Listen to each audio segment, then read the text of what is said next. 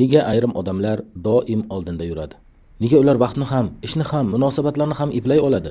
Nega boshqalar esa har kuni band bo'lsa ham baribir natijaga erisha olmaydi? Muammo aqlda ham emas, omadda ham emas. Muammo odatlarda. Steven Covey'ning dunyoga mashhur muvaffaqiyatli insonlarning 7 ko'nikmasi kitobi millionlab odamlarning hayotini o'zgartirgan. Bu kitob oddiy motivatsiya emas, bu inson xarakterini, fikrlash tarzini va hayotga qarashini o'zgartiradigan qo'llanma. Agar siz hayotingizni o'zgartirmoqchi bo'lsangiz, avval ichki dunyoyingizni o'zgartirishingiz kerak. Chunki haqiqiy muvaffaqiyat tashqaridan emas, ichkaridan boshlanadi. Endi esa dunyodagi eng mashhur 7 ko'nikmaga o'tamiz. Birinchi ko'nikma: proaktiv bo'ling. Ko'pchilik odam hayotini boshqalar boshqaradi. Kayfiyati buzilsa odamlarni ayblaydi. Ish yurishmasa sharoitni ayblaydi. Orzulariga yetmasa omadim yo'q deydi. Proaktiv inson esa boshqacha fikrlaydi. U shunday deydi: hayotim uchun javobgarlikni o'zim olaman. Bu juda kuchli fikr, chunki aynan shu joydan o'zgarish boshlanadi. Odamlarni 2 turga bo'linadi: reaktiv va proaktiv. Reaktiv odam tashqi muammolar ta'sirida yashaydi. Proaktiv odam esa ichki qadriyatlari asosida qaror qabul qiladi. Masalan, kimdir sizni tanqid qildi. Reaktiv odam jahli chiqadi. Proaktiv odam esa hissiyotini boshqaradi va vaziyatni sovuqqonlik bilan hal qiladi. Hayotingizdagi eng katta burilish ham aynan shu savoldan boshlanadi: men nima qila olaman? Ikkinchi ko'nikma: oxirini o'ylab ish boshlang. Ko'pchilik odam juda band, lekin qayerga ketayotganini bilmaydi. Ular yuguradi, ishlaydi, charchaydi, lekin bir kun kelib tushunadi, noto'g'ri tomonga yuguribdi. Har bir narsa 2 marta yaratiladi. Avval ongda, keyin hayotda.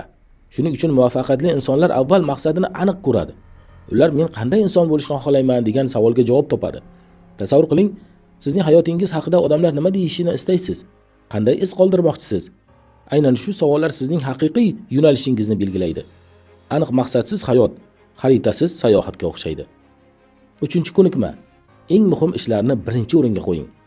Telefon, xabarlar, ijtimoiy tarmoqlar, bekorchi uchrashuvlar, mayda tashvishlar. Bugungi dunyo inson diqqatini o'g'irlash uchun qurilgandek. Eng achinarlisi, odamlar muhim narsalarga vaqt topolmay qolmoqda. Sog'liq uchun vaqt yo'q, oila uchun vaqt yo'q, kitob uchun vaqt yo'q, lekin telefon uchun har kuni soatlar topiladi. Ishlar 4 turga bo'linadi: muhim va shoshilinch. Muhim, lekin shoshilinch emas. Shoshilinch, lekin muhim emas va umuman foydasiz ishlar. Muvaffaqiyatli insonlar hayotini o'zgartiradigan ishlarga vaqt ajratadi. Sport qiladi, reja tuzadi, bilim oladi, oilasi bilan vaqt o'tkazadi. Chunki haqiqiy natijalar aynan muhim, lekin shoshilinch bo'lmagan ishlardan keladi. 4-ko'nikma: g'alaba qozondim, g'alaba qozonding. Ko'pchilik hayotga musobaqadek qaraydi. Men yutsam, sen yutqazishing kerak deb o'ylaydi. Lekin bu uzoqqa olib bormaydi. Haqiqiy muvaffaqiyat ikkala tomon ham foyda ko'radigan yechim topishda. Biznesda ham, oilada ham, do'stlikda ham eng mustahkam munosabatlar aynan shu tamoyilga quriladi. Masalan, kimnidir bosib o'tib, vaqtincha g'alaba qozonishingiz mumkin. Lekin odamlarning ishonchini yo'qotsangiz, eng katta narsani yo'qotasiz. Haqiqiy kuch hammaga foydali natija yaratishda. 5-ko'nikma: avval tushuning, keyin tushuntiring. Odamlarning katta qismi tinglamaydi, faqat javob qaytarish uchun kutadi. Shuning uchun insonlar bir-birini tushunmaydi. Oilalar buziladi, do'stlik soviydi, jamoalar parchalanadi. Haqiqiy muloqot empatik tinglashdan boshlanadi. Ya'ni siz odamni chin dildan tushunishga harakat qilasiz. Ba'zan odamga maslahat emas, shunchaki uni tushunadigan inson kerak bo'ladi. Kimnidir diqqat bilan tinglash unga sen muhim odamsan degan signal beradi. Bu esa ishonchni kuchaytiradi. 6-ko'nikma: sinergiya yarating. Bir odamning fikri bitta natija beradi. Bir nechta kuchli fikr birlashsa, mo'jiza tug'iladi.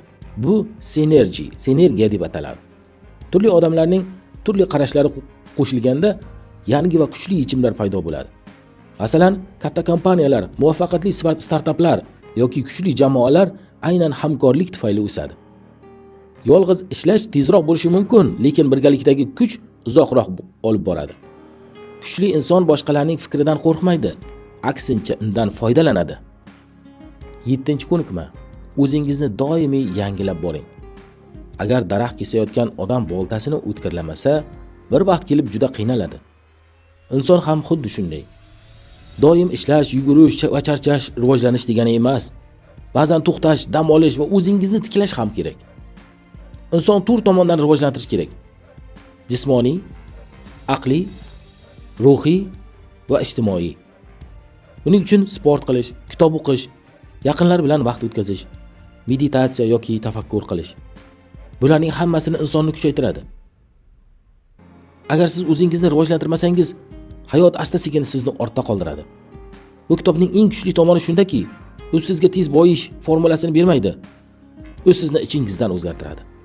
Fikrlashingizni o'zgartiradi, xarakteringizni o'zgartiradi va natijada hayotingiz ham o'zgarishni boshlaydi.